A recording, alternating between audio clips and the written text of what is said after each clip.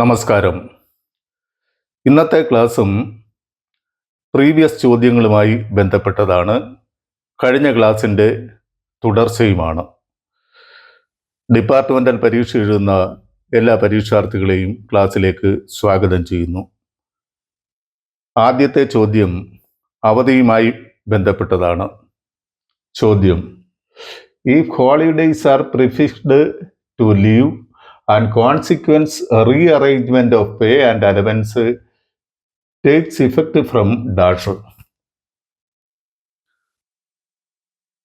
അവധിയോട് holidays prefix ചെയ്താൽ അവധിയുടെയും ശമ്പളത്തിൻ്റെയും അലവൻസിൻ്റെയും പുനഃക്രമീകരണം പ്രാബല്യത്തിൽ വരുന്നത് എപ്പോൾ?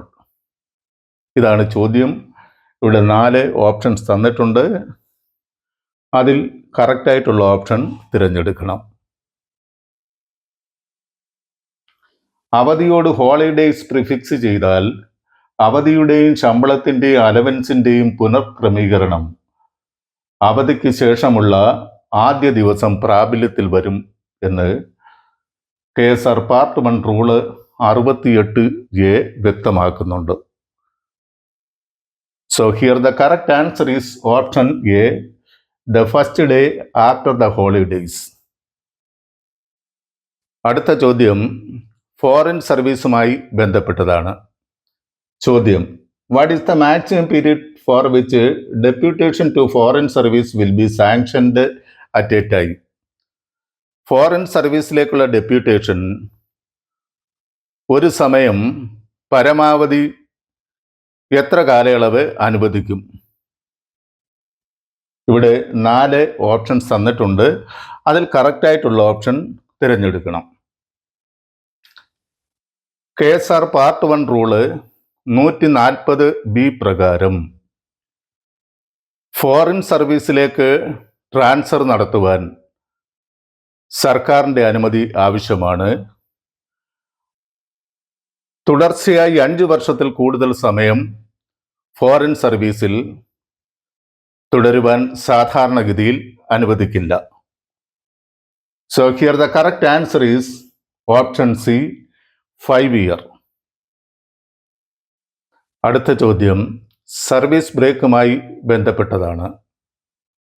ചോദ്യം: full interruption will be counted for pension if the period of interruption exist dash. Full interruption പെൻഷന് ക്വാളിഫയിങ് സർവീസായി പരിഗണിക്കും. ബ്രേക്ക് പീരീഡ് എത്ര കാലയളവിൽ കൂടാതിരുന്നാൽ? 4 ഓപ്ഷൻസ് തന്നിട്ടുണ്ട്. അതിൽ കറക്റ്റായിട്ടുള്ളത് തിരഞ്ഞെടുക്കണം. KSR പാർട്ട് 3 റൂള് 31 നോട്ട് 3 പ്രകാരം സർവീസ് ബ്രേക്ക് 1 വർഷത്തിൽ കൂടുതലാണെങ്കിൽ ബ്രേക്കിന് മുമ്പുള്ള സർവീസിന് തുല്യമായി ബ്രേക്ക് പീരീഡ് പരിമിതപ്പെടുത്തണം.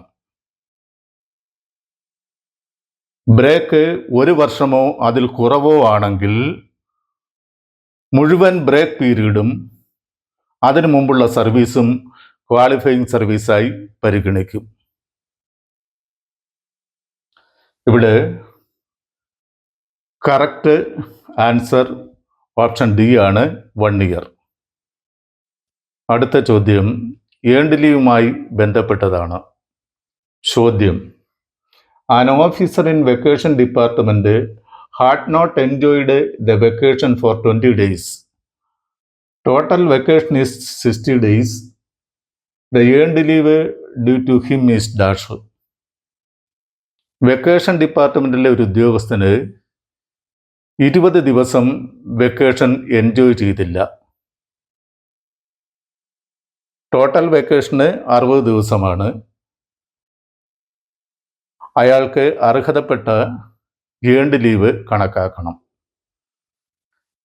ഏൺഡ് ലീവ് കണക്കാക്കാനുള്ള വാക്യം EL സമം D × 30/V.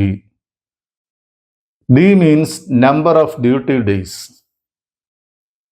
V means total vacation. ഇവിടെ ഡ്യൂട്ടി ഡേയ്സ് 20 ആണ്. 20 × 30 total vacation 60. 10 days. So here the answer is option C, 10 days. അടുത്ത ചോദ്യം ലീവ് നോട്ട് ഡ്യൂമായി ബന്ധപ്പെട്ടതാണ്. ചോദ്യം A government servant who has been granted leave not due applies for permission to retire voluntarily.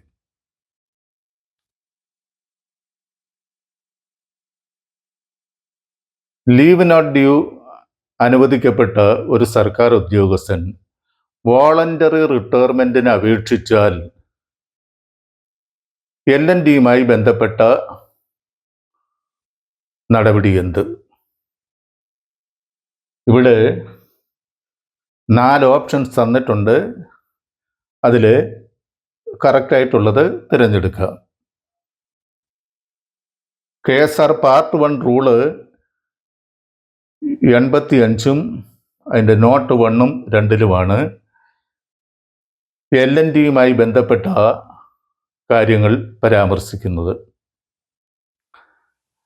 Rule 85 not 1 പ്രകാരം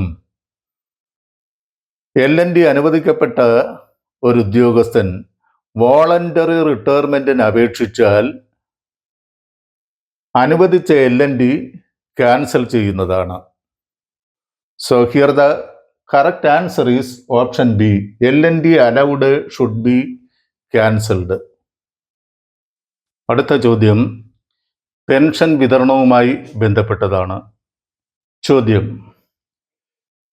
pension ceases payable if it remains undrawn four.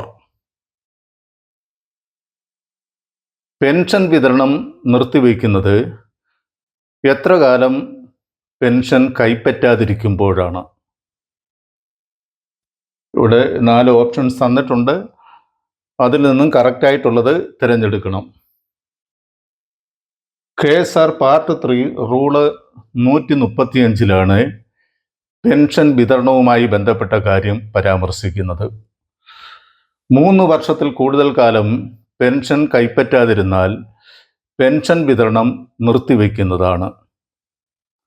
So here the correct answer is option 3, more than 3 years.